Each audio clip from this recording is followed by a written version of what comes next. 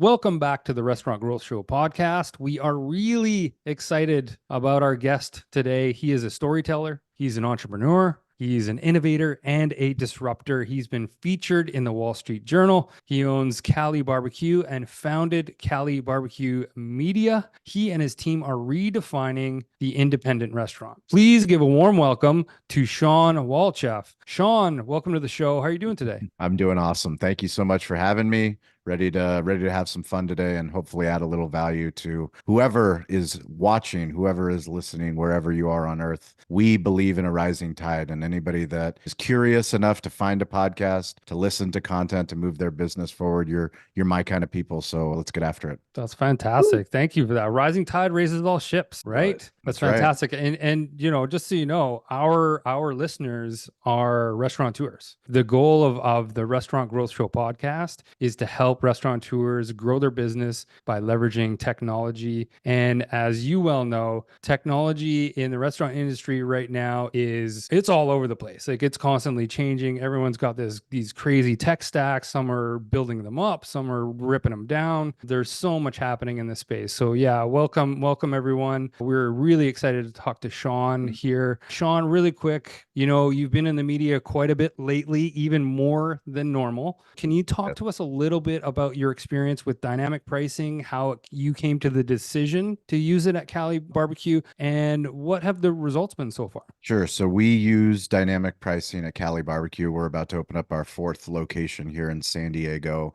We've been in business for 16 years. We have a restaurant that's about for 4,700 square feet where we do barbecue. We've been doing it, like I said, since 2008. The location we're about to open is on the San Diego Navy base, which is really exciting for us. So it's more of a QSR location. We have 2 stadium locations and then 1 ghost kitchen location. But dynamic pricing, we use a company called Juicer. And Ashwin Kalmani, he's the CEO founder. We've been working with their team over the last about year and a half to implement dynamic pricing for Uber Eats and DoorDash. So we've done incremental, and I emphasize incremental increases to certain menu items. Now, the reason that we've ended up in the news is, as everyone who's familiar with the Wendy's story broke on mainstream media when somebody, the New York Post, came out with surge pricing. Now, the word surge is a sudden, violent increase. Multiple definitions is no one wants to be surged on. And the media was very specific when they used the word surge. And obviously it got a lot of backlash across, you name the morning shows that covered it. I mean, Howard Stern covered it. It was literally everywhere. Wendy's implementing surge pricing, not dynamic pricing, but surge pricing. You referenced the Wall Street Journal, which I actually have a physical copy of Cali BBQ. Restaurants experiment with surge pricing. So I'm holding up the edition of the Wall Street Journal that Cali BBQ was featured in. It was interesting because Heather, who's the journalist that wrote the article, we had some great conversations about dynamic pricing, what we do with our pulled pork sandwich, how we fluctuate with a $3 increment from $18 at the peak all the way to $12 at the minimum. We talked about Wendy's. We talked about the difference between surge pricing and dynamic pricing. She was very well aware of it. She couldn't believe that the story had gotten where it was. She was very clear that they were going to be talking about dynamic pricing. And sure enough, when the Wall Street Journal published it, it's restaurants experiment with surge pricing. So some editor somewhere along the line decided to run with surge pricing. Why? Because ironically, the Wall Street Journal gets more clicks. Ironically, more people learned about the Wall Street Journal article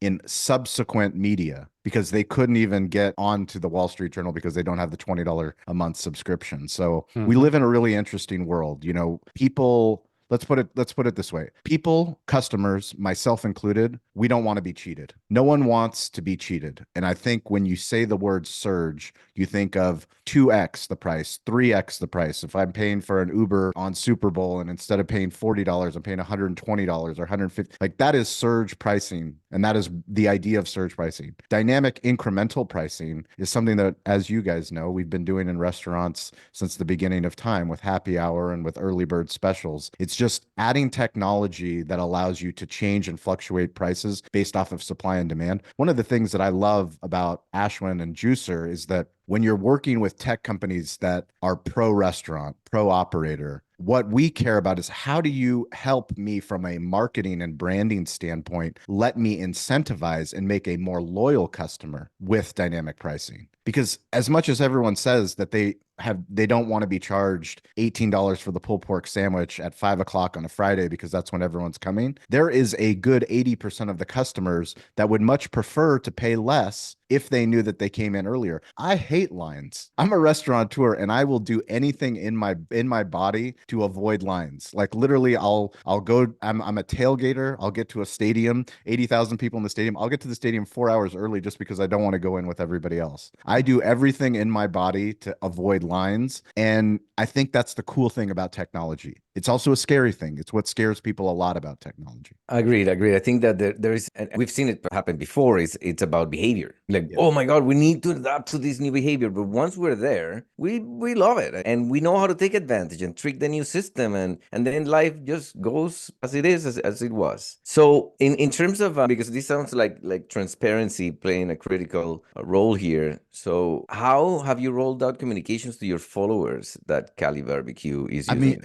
Yeah, it's a great question. And to be honest with you, we haven't. And I think that is part of over the last 16 years of being a restaurateur, we have changed our prices many times. And back in 2008, 2009, we had a print menu. And every single time that we changed prices, I was terrified. I was terrified that we would lose business, that we would upset somebody because we were charging, $1 more or incrementally 24 cents more. We used to, do 49 cents or 99 cents. We did all the tricks in the book of like, how do you build a profitable business, but also don't take advantage of the customer. We're in a generational business. We're not in a transactional business. If I screw over my customer, they're not coming back. I don't want to do that. I want somebody that loves us so much. They trust us. They know how much it's going to cost them, and they know that we will always have their back. We want to provide the best barbecue possible, the best brisket price when it's available. If somebody's willing to come when it's slow, why would I not incentivize them? I don't want to have, I want to cook as much brisket as possible, but I also want to sell out. Right. So if somebody's willing to come in at a time where we're not busy, why would I not incentivize them to come in earlier? Right. It makes me think like it's like back in the old days. I mean, if you were there and it's slow and someone comes in and you have time to talk to them and chat and bring a little thing to try, and you haven't tried this stuff because you want them to get hooked on that as well, and you bring them and try this out, and full experience, much better service. And I think that's a principle about here, is like balancing the load so that you can offer a better service and bringing it down so that you can also at the same time offer a better service. And to be honest, to your question, we haven't communicated it because it's on Uber Eats and on DoorDash.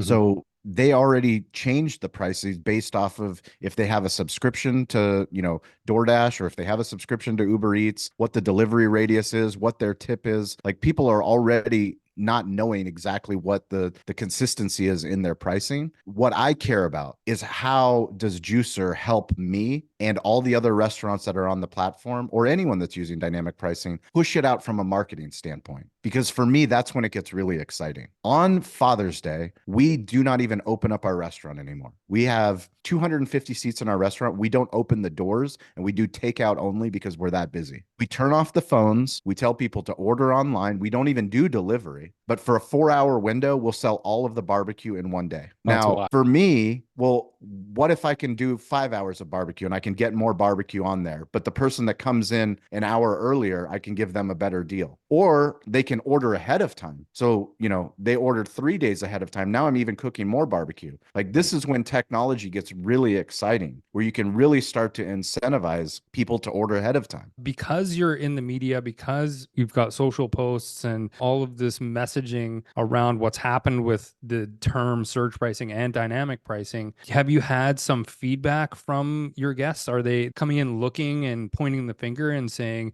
you're doing dynamic pricing, how dare you? Or has it been well received? No, I mean, the funny thing about storytelling, the truth vibrates the fastest. And ultimately, every time that we've appeared in the Wall Street, so we've appeared in the Wall Street Journal and the New York Times, which is a big deal for an independent restaurant located in San Diego doing barbecue. Like, 16 years, like it's almost ridiculous. But We have a show on Entrepreneur. I was on Australian radio. Like, we've done some really cool stuff, and I'm very fortunate and grateful. And we couldn't do it if we didn't have people that love us and trust us and have kept us in business. So if they thought that I was full of shit or some charlatan out there selling them, trying to screw them over, they wouldn't come back. But they trust us, and they know that they love our barbecue, so that they order it for their weddings, and they order it for their a death in the family. They order it for a charity event that they're doing. We're about to open up on a Navy base. Like, we couldn't have those relationships if people thought that I was a used car salesman that says,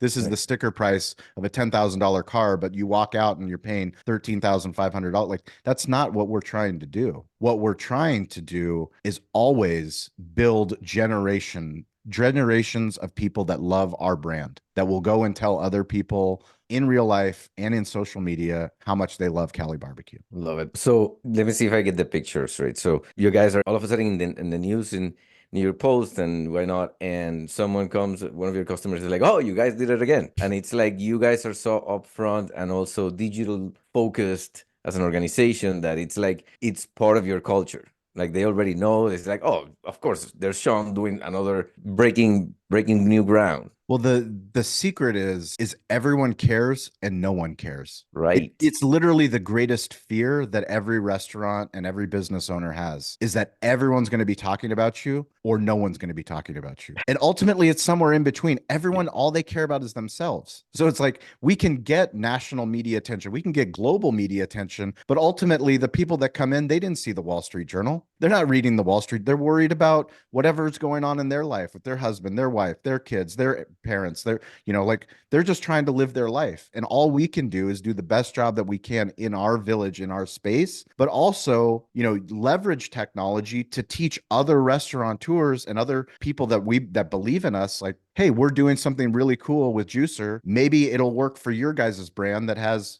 15 units or 20 units, or maybe even 1 unit. Like, things have to change. I have good friends that have been in business, own restaurants here in San Diego. We also had a friend in Las Vegas. Recently, in the last 2 weeks, they've closed their businesses. Like, this is a reality. I talked to US Foods. They're our primary food vendor, really great relationship with them. And there are a lot of restaurants, not just in California, Southern California, but that are struggling to keep up with their bills. Like, the restaurant business is hard. We have to do a better job of sharing information like this, of like, what are we doing? How are we running more profitable and more sustainable businesses so that we can be in business? Right. And who doesn't have that favorite, I would say this, that favorite dish of a restaurant that no longer exists and you still can crave it? Yeah, absolutely. Right? And so sorry, Jose, let me just jump in real quick here, because Shawn said something that's really resonating with me, and it goes back to sharing information. And Jose and I just literally got off a call right before we jumped on this podcast, and we were talking to a very successful restaurateur locally here, and we were talking about different applications and use of dynamic pricing for his restaurant or his several locations. And he said, I would likely not go down the path of raising prices, but I would maybe consider applying a discount to those who have lined up and have waited extra long. What are your thoughts on something like that? That's the first time I've heard that use. What would you think of using it in that type of scenario? I mean, that is, in my mind, that is what dynamic pricing is. Like, in order, like, loyalty is really the key differentiator for how do you incentivize people to come more often. Right. I mean, we're using a company called Incentivio to build out our own custom app specifically for our Navy location. These people that are the men and women that protect our country, they come to the Navy Exchange and they have options of where to eat. But we want to incentivize them and reward them for coming back. I mean, it's the same thing as a punch card. You come 9 times, get your 10th, but how do you make it cool? How do you gamify it? How do you actually build in true reward where it's not just, oh, I give you $10 and you give me $1 back? Like, that's not exciting. What if you can create something that is really exciting? Make somebody feel loyal enough that I don't need to come in on Friday, at 6 p.m. I can come in with my family at 4 p.m. and I'll save 20% because of it. Sweet. I'm in. Let's go. And have a better experience. And have a much better, and get better barbecue. Exactly. Get my pick. Exactly. All right, Jose, I'm sorry I cut you off earlier. Go Yeah, ahead. no. So I always, or not always, but a lot of the times I go to this part of my passion, and it's that reluctance for experimenting with technology that restaurateurs usually have. What would you tell them about solutions like ghost kitchens, those order and pay, or dynamic pricing? So we believe in digital hospitality. We believe that technology can actually make us all more hospitable than we are. And what I would challenge any restaurateur to think about is the things that we do every single day. The things that we have told ourselves, myself included. Take Home Depot, Walmart, CVS, for example. 5 years ago, they put in self-service kiosks. And I myself said, why am I going to go to the self-service kiosk? Why do I need to check myself out? I'm going to wait in line and actually have someone check me out. I said that. Somebody that believes in digital hospitality. Yet I waited in line and I go, why am I not going to use the self-service checkout? Sure enough, now I can't believe that people wait in line for someone to check them out when there is a self-service kiosk. When I go and I travel, American Airlines, Delta, Southwest, what do you think there is? Kiosks. Bag your own bag. Okay. Right. Before I didn't want to do it because I was worried that the bag isn't going to make it there. But now I don't want to wait in line.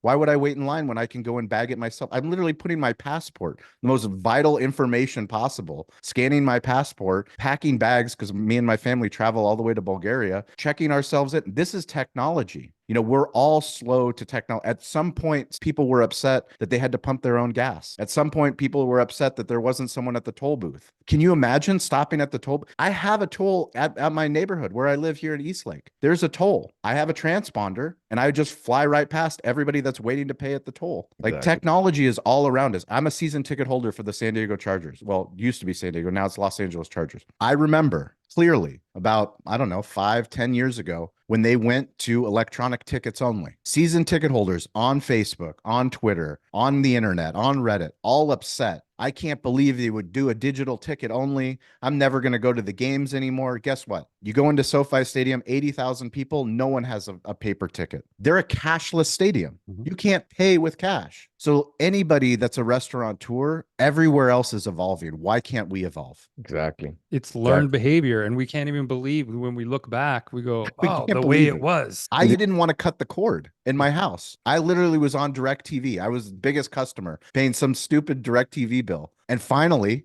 3 years ago, I cut the cord. Now I have YouTube TV. I can't believe that I was not on YouTube TV. YouTube TV is an incredible experience. I'm watching March Madness. It allows me to watch picture in picture. I'm watching 4 games. I get to pick whichever game I want. Like, this is just technology. Yeah. And well, I got to say on the streaming side of things, it's kind of come full circle because I'm watching Amazon. I'm watching Amazon the other day. We're getting into this movie and all of a sudden the commercials got more frequent and longer. And I was cursing Jeff Bezos the entire time. Screw you, Jeff. Yes. Yeah. It's hilarious. So listen, we're running a little bit short on time for this episode. Shawn, now's your time to plug away. Where can merchants connect with you? Where can anyone connect with you? What's your platform of choice? As easy as possible. Instagram's probably the quickest place to get me. It's probably where I spend most of my time, Instagram and LinkedIn, and that's at Shawn P. Walchef, SHAWN PWALCHEF. I love connecting with people.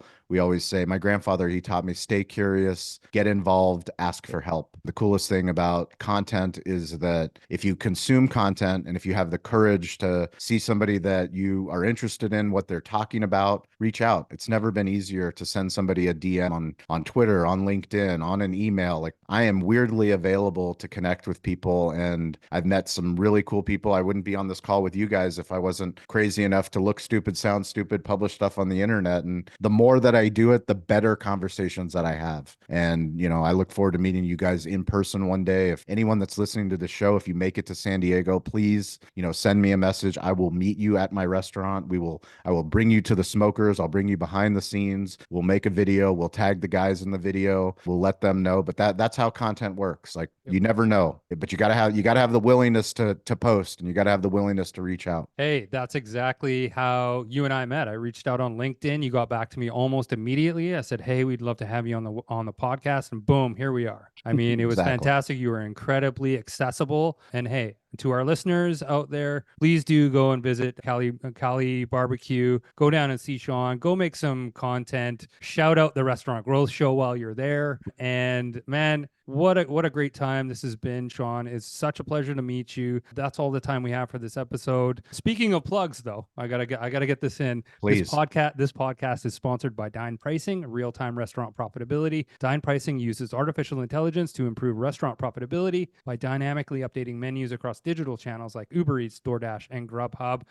Amazing. Thanks again to Shawn for joining us. Until next week, say goodbye, Jose. Stay curious and goodbye, Jose. I love it. Thank you, guys. I really appreciate it. Hey, Shawn, that was awesome. Thank you so much. I hope to have you back on the show again soon.